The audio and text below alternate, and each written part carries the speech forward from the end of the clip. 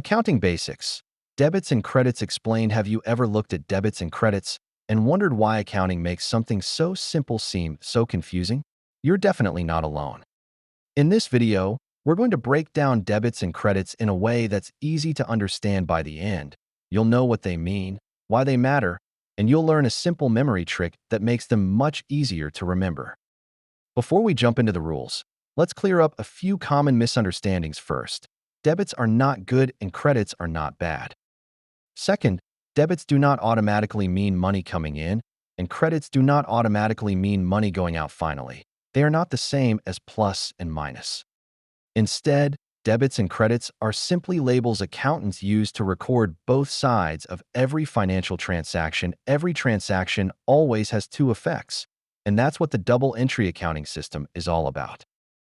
Think about a seesaw. When one side moves, the other side also changes. Or imagine passing a ball from one person to another. One person gives it up while the other receives it.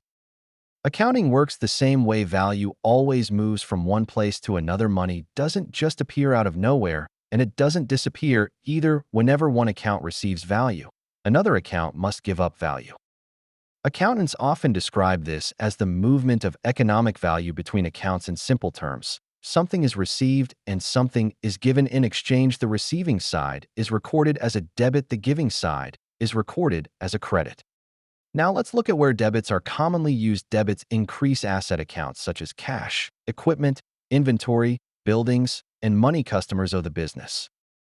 They also increase expense accounts because expenses represent resources used to operate the business. Finally, dividends or owner withdrawals are also recorded on the debit side because they reduce the owner's investment in the business.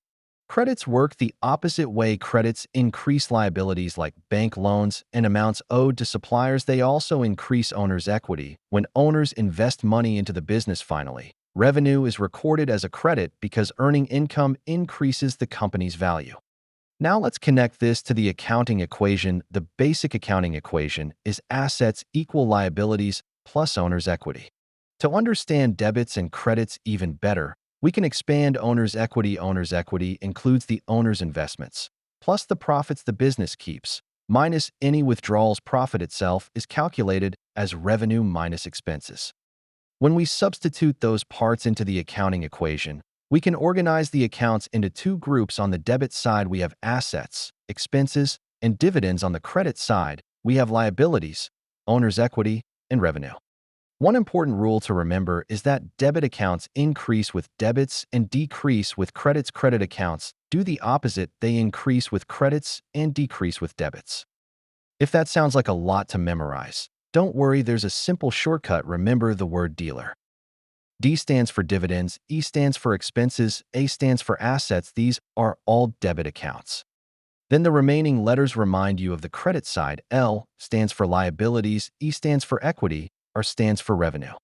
Whenever you're unsure which side an account belongs to, think of the word dealer. It quickly tells you which accounts normally carry debit balances and which carry credit balances. Let's quickly review everything we've covered.